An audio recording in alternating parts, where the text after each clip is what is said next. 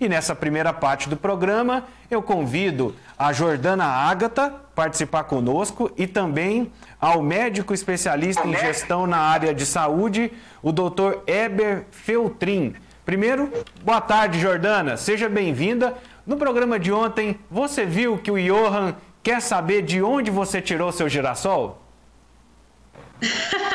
Não vi não, Tôndolo. Boa tarde para você, boa tarde para quem está nos acompanhando aqui nessa segunda hora do Tom Maior. Olha, gente, esse girassol, então, já aqui respondendo a pergunta, ele foi um arranjo que eu ganhei da minha tia. Ele não é de verdade, até porque eu não sou lá essas coisas com planta, né? Então foi um arranjo que eu ganhei da minha tia assim que eu casei, então eu cortei uns pedacinhos e coloquei aqui no vaso. Ah, então, porque o Johan já estava querendo causar polêmica, viu? Depois, mais pra frente, nós vamos tentar entender. Ele quis dizer que eu fui na plantação do girassol. Justamente. Esse ano não. Justamente. Esse ano eu não fui. Não, esse ano eu não fui. Mas em maio de 2018, eu fui. Ah. Mas foi a única vez. E para participar conosco, agradecendo a participação, Dr. Heber Feltrin, seja bem-vindo ao nosso Tom Maior, ao Sistema Sagres. Olá, pessoal, boa tarde, obrigado aí pelo convite, pelo alô. Cumprimento então a Jordana pelo girassol, belíssimo girassol aí na sua esquerda, em alusão ao teu casamento e a sua tia que lembrou de você. Muito bom. Exatamente. Obrigado, pessoal aí da Sagres, pela parceria, pelo convite. Bom, eu sigo 100% à disposição de vocês. Bacana. Eu lembro a você que o programa de hoje, o tema de hoje, ele é dedicado ao Objetivo de Desenvolvimento Sustentável 9, que fala de indústria, fala de inovação e de infraestrutura. O Sistema Sagres apoia a Agenda 2030 da ONU e, por isso, o nosso programa de hoje é dedicado ao ODS 9, Jordana Ágata. Exatamente, Vinícius Tôndolo, também é você que está nos acompanhando aqui nessa segunda hora em Tom Maior. Hoje o assunto, é sobre crenças limitantes, e como que elas podem afetar a nossa vida, como que elas podem afetar a nossa inovação. E eu queria que o Dr. Heber explicasse para a gente o que seriam essas crenças limitantes.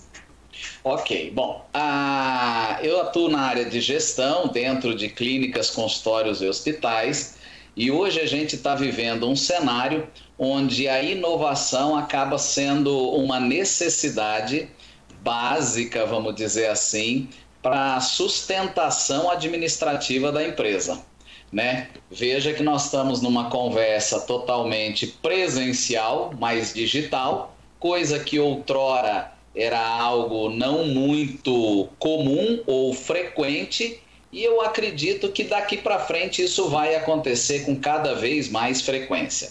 Então, se a gente fosse responder a tua pergunta, a crença limitante, seria algo da cabeça das pessoas que nem sempre condiz com a realidade, com a efetividade do negócio. Então, de repente, as pessoas constroem alguns mundos, constroem algumas barreiras, porque elas acham que é daquela forma. E nem sempre achar que é daquela forma é aquela forma. Porém, Jordana, isso aí vai criando no cérebro alguns bloqueios e o cérebro vai entendendo que realmente é impossível fazer aquilo, que realmente a gente não nasceu para aquele outro, que esse obstáculo é intransponível, que jamais eu vou conseguir inovar dentro da minha empresa, nunca fiz uma reunião online, eu nunca vou conseguir, nunca dei aula pela plataforma XYZ e, portanto, eu não vou conseguir. Então, a pessoa vai construindo aquilo e chega a um ponto que aquilo passa a ser um valor, passa a ser uma crença e aquilo toma uma determinada proporção que acaba gerando alguns ruídos no negócio, no business da pessoa. Pode-se dizer que é uma autossabotagem? Perfeito. Se a gente fosse dizer, usando a sua terminologia, exatamente isso, É o corpo e mente se sabotando de determinadas situações. A gente pode até discutir um pouco como isso pode ser trabalhado, tal, mas é exatamente uma autossabotagem. Eu, comigo mesmo, não acredito que é possível isso ou aquilo. Muito embora as pessoas com quem a gente está podem contribuir para exacerbar essas crenças ou para minimizar essas crenças. Então, se o tempo todo tem alguém te apontando, não, você não nasceu para isso, você não tem jeito, você não vai dar conta de fazer, aquilo gera, claro, um efeito reforçador para que a gente continue acreditando que não vai funcionar, que não vai dar certo. E aí, doutor, você me chama atenção assim, e por que é tão comum o nosso cérebro nos sabotar? A nossa mente nos sabotar. A gente, nós não fomos treinados para grandes desafios. É muito mais gostoso, entre aspas, ficar numa zona de conforto do que transpor determinados obstáculos. Então, como é mais confortável eu não sair daquela situação que eu estou, naturalmente, eu acabo entendendo que é muito difícil conseguir sair daquela zona de conforto, simplesmente por uma adaptação da gente. É igual você estar sentado e alguém fala para você, fique em pé, por quanto tempo? O cara fala para você, fique em pé 5 minutos. Você se prepara de uma forma. Fique em pé o dia inteiro, você se prepara de outra forma, já dizendo, nossa, mas o dia inteiro eu vou ter que ficar em pé? Não consigo, entendeu? Então, basicamente, é por uma questão de comodidade. E o cérebro se acostuma com o que é gostoso, né? E, naturalmente, os gatilhos acabam sendo sempre para voltar naquela zona de conforto. Na terceira lei de Newton, quando a gente estuda lá na escola, na física, já que a gente foi para a área de comunicação, não estudei mais física. Olha a cara da Jordana na hora que eu falo de terceira lei de Newton. Mas a terceira lei de Newton é: quem está em movimento tende a estar em movimento e quem está parado tende a estar parado. Essa é a melhor lei para definir nosso cérebro, né? Se eu estou parado, ele vai fazer de tudo para ficar parado. E se eu estou em movimento, ele vai querer que eu permaneça em movimento. Por isso que a gente tem muita dificuldade de mudar hábito. Ir para a academia é um desafio tremendo. Dieta é um desafio tremendo. É essa característica do nosso corpo. A gente pode comparar o lado intelectual da gente como um músculo, né? Imagina que o cérebro fosse um músculo, né? Que quanto mais eu exercito para determinada situação, mais ele fica treinado para determinada situação. É o cara que faz ginástica, é o outro que joga futebol, é o outro que é bom no basquete, é aquele que raciocina rápido, né? Por outro lado, se eu acomodo o meu cérebro para não transpor essas dificuldades, é a terceira lei de Newton. Ele vai falar, bom, estou bem aqui, estou feliz, então vou continuar aqui. Estou sobrevivendo. Eu estou sobrevivendo, tá bem, eu vou continuar nesse barco, nessa toada, vou seguir o baile. Só que seguir o baile nem sempre é favorável para o business. Neste cenário que nós estamos vivendo, onde as empresas precisam efetivamente mudar por necessidade, né?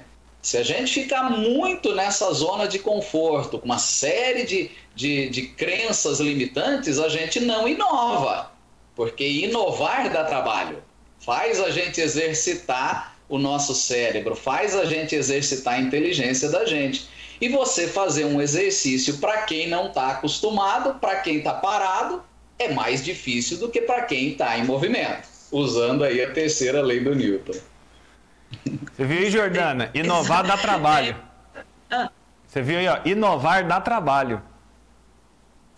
Com certeza, dá muito trabalho. E é até nesse aspecto que eu queria falar com o Weber, porque a gente foi tirado da zona de conforto de uma forma assim, muito brusca, né? Por causa dessa pandemia, todos nós temos que inovar, que sair do nosso lugar de conforto, que realmente mudar. Então, para que a gente consiga sobreviver a essa quarentena, para que a gente consiga sobreviver ao nosso trabalho, né, nessa distância, nesse período de isolamento social, eu acho que o primeiro passo para a gente superar essas crenças seria identificar. Então, eu queria saber do senhor, como que é possível identificar essas crenças limitantes e, para isso, a gente conseguir superar? Bom, a primeira coisa é o indivíduo, eu vou pôr entre aspas, ler os pensamentos e ler o comportamento. É o cara entender e assumir uma postura de que realmente eu estou numa zona de conforto, o mundo está movimentando, o mercado está girando e eu preciso fazer alguma coisa. Então eu penso que esse é o start, porque o indivíduo que fala, não, isso não é comigo, imagina, eu sou ativo, eu faço, eu aconteço, e na realidade aquilo não acontece, né? É mais difícil dele sair dessa zona de conforto. Então, passo número 1, eu falaria para você, para, pensa, faz uma reflexão daquilo que você pensa e do seu comportamento. Depois, tenta definir um pouco como que é o mindset. Pode ser que alguém que esteja nos ouvindo fala, Éber, o que é o tal do mindset? O mindset é a configuração da cabeça da gente no sentido de comportamento. Então você tem lá o mindset, igual a configuração de um celular. Você tem lá o seu, de repente a tela está numa cor, a letra num tamanho, o som no outro. O meu está de outro jeito. Isso é a configuração. A cabeça tem algumas configurações, basicamente 2. Então eu falei, a primeira coisa, o indivíduo precisa se ler. Depois ele precisa ver qual é o mindset dele. O mindset dele é o padrão mental. E aí nós podemos ter 2 padrões. Um padrão que é fixo daquele cara que é assim, eu não aceito feedback, sempre tudo que eu faço dá certo, isso aqui não é para mim, eu não gosto de assistir pessoas melhores do que eu. E o outro mindset, o outro padrão mental, é aquele padrão crescente, onde a pessoa fala, não, obrigado porque você me deu um feedback, realmente vai me ajudar a ser melhor. Eu gosto de assistir outras pessoas falando porque aquilo me faz crescer. Então a gente pode ter alguns comparativos de pessoas aí com mindset positivo e outros com mindset fixo. Tem mais algum jeito do cara identificar isso aí? Tem mais algum jeito assim. Pensa se você já fez coisas difíceis. Já. Então é uma forma da gente começar a identificar que é possível também inovação naquela determinada área que você está pensando. Tem mais algum jeito da gente começar a identificar isso aí? Tem mais algum jeito sim.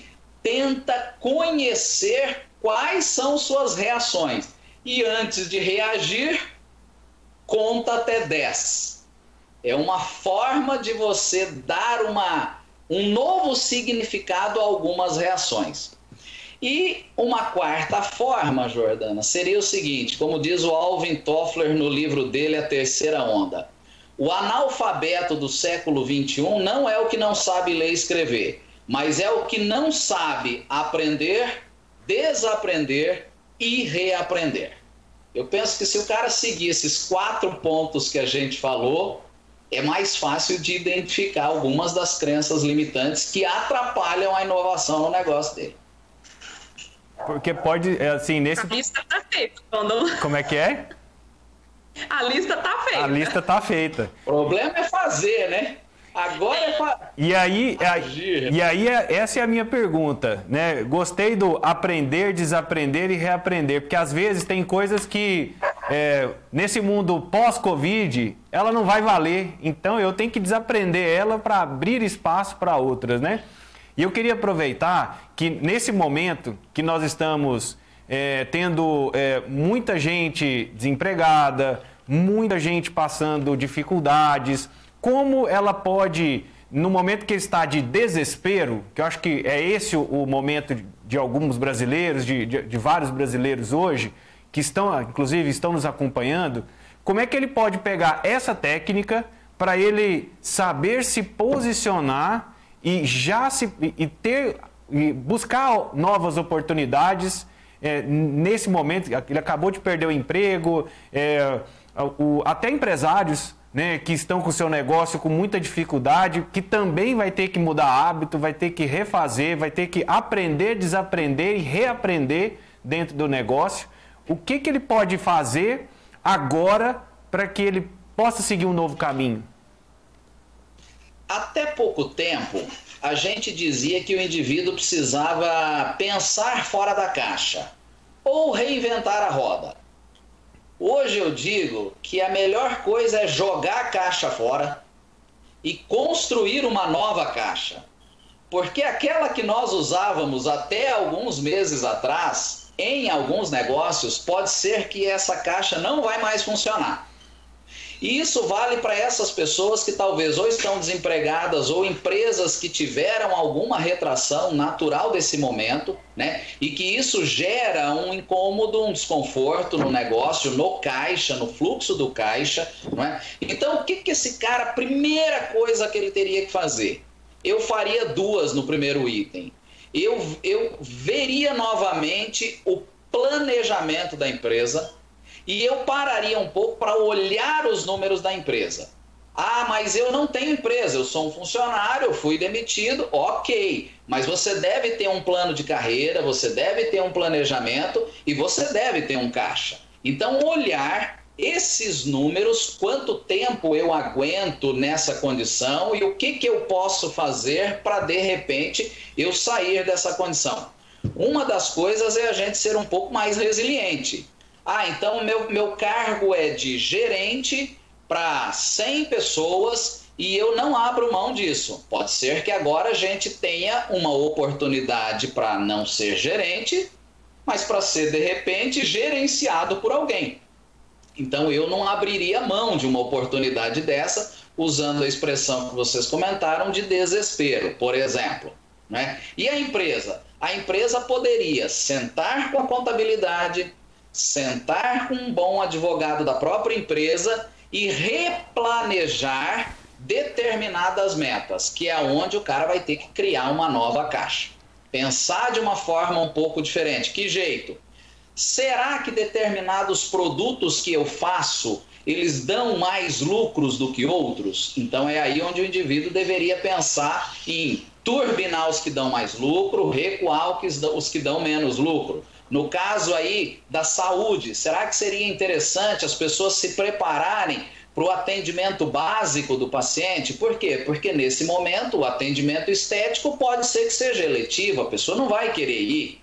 Agora, o atendimento básico, a dor, a doença, a pessoa precisa ir. Então, aquela loja de saúde, que seria uma clínica, um consultório, precisa estar estruturada para receber o que neste momento o cliente quer consumir.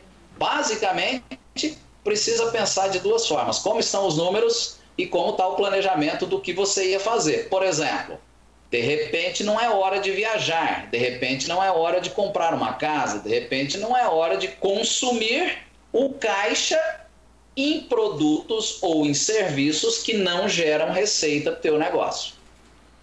Muito bacana, Dr. Eber. A gente poderia ficar muito tempo conversando sobre esse tema. Eu acho que, inclusive, eu acredito que as pessoas estão muito carentes de poder discutir e a gente poder oferecer ferramentas, não caminhos, não rotas, né? Eu acho que nós temos como dever hoje do nosso sistema de comunicação, mas como jornalistas, a gente tem discutido muito dentro da nossa programação como eu posso ser a solução durante a pandemia. E eu acredito que nós podemos ser solução nesse momento apresentando ferramentas, igual essa de hoje. Revisite sua mente, se conheça, esteja disponível e preparado para mudar. Para mim, essas 3 palavrinhas que o senhor utilizou, aprender, desaprender e reaprender, eu acho que é a lição de hoje para os nossos ouvintes, telespectadores e seguidores aqui da Sagres, como um exemplo de acalmar e levantar e seguir. Exato. Sabe por quê? olhar o passado e reclamar não vai resolver. Por isso que o aprender, neste momento desaprender e aprender alguma coisa nova, reaprender, é uma boa saída, né? Se fosse para dar uma dica, vamos dizer assim, uma dica prática em 2, 3 palavras, eu falaria: fique próximo de pessoas que são resilientes, que pensam dessa forma, de reaprender. Isso já é um bom caminho. Doutor, você falou uma frase que ela me acompanha desde 2013. Eu tive a oportunidade aqui pela Sagres, né, na época Rádio 730, de fazer a cobertura da Copa das Confederações. Eu fiquei 15 dias em Recife. E aí eu tive a oportunidade de fazer jogos bacanas, fazer muitas amizades. E eu tive a oportunidade de fazer a cobertura do jogo entre Uruguai e Tahiti. Todo mundo batia, da imprensa, torcida, falava que o Tahiti era um time, uma seleção que jogava o nível para baixo da competição, que era um time uma seleção muito ruim, que não sei, era sempre nesse sentido. E eu pude participar da entrevista coletiva do treinador na época, e aí no último jogo, e as pessoas insistiam em falar sobre isso.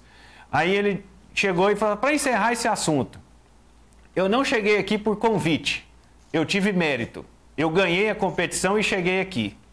Fui campeão da Oceania, então ponto. Segundo, eu prefiro ser o pequeno entre os grandes do que um grande entre os pequenos. Que é exatamente isso que o senhor acabou de falar, assim, se aproxime de pessoas grandes para poder te empurrar e te desenvolver. Exato. Isso gera uma energia que é alavancadora de negócios, não é? Então as pessoas podem até achar isso um pouco estranho, mas passa o dia inteiro com alguém reclamando que deu tudo errado para ver como que a gente está no fim do dia, e passa o dia inteiro próximo de alguém motivador, alguém para cima, tal, para ver como é que vai estar no fim do dia. Dr. Heber, muito obrigado pela sua participação, pela disponibilidade e por essa oportunidade que o senhor nos deu de compartilhar um pouco das suas experiências e do seu conhecimento. Eu que agradeço aí o time Sagres de ter feito contato com a gente. E aí, sucesso para vocês, parabéns aí pela programação. A gente conversou com o Dr. Heber Feltrin, ele que é médico e especialista em gestão na área de saúde. Eu queria aproveitar, Jordana, já no encerramento desse bloco, o Dr. Heber fez uma pergunta que eu queria saber de você. Qual foi a coisa mais difícil que você já fez até hoje? Até hoje, participar dessa televisão.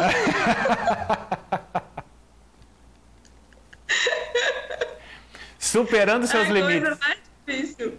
Hã? Superando seus limites. Com certeza, porque era uma coisa que eu disse que eu não faria desde a faculdade. Odeio televisão, mas estou aqui. Odeio televisão, odeio aparecer, odeio apresentar, e hoje você apresenta no rádio, está aqui na televisão e superando as dificuldades. Exatamente. Até o próximo programa. Ô Jordana, muito obrigado pela sua participação. Eu que agradeço, Tom. Um grande abraço para quem está nos acompanhando. Até mais. Jordana Ágata, Dr. Heber Feltrin, participando desse primeiro bloco aqui no Sagres em Tom Maior. A gente vai para uma rápida parada e na sequência tem Natália Freitas.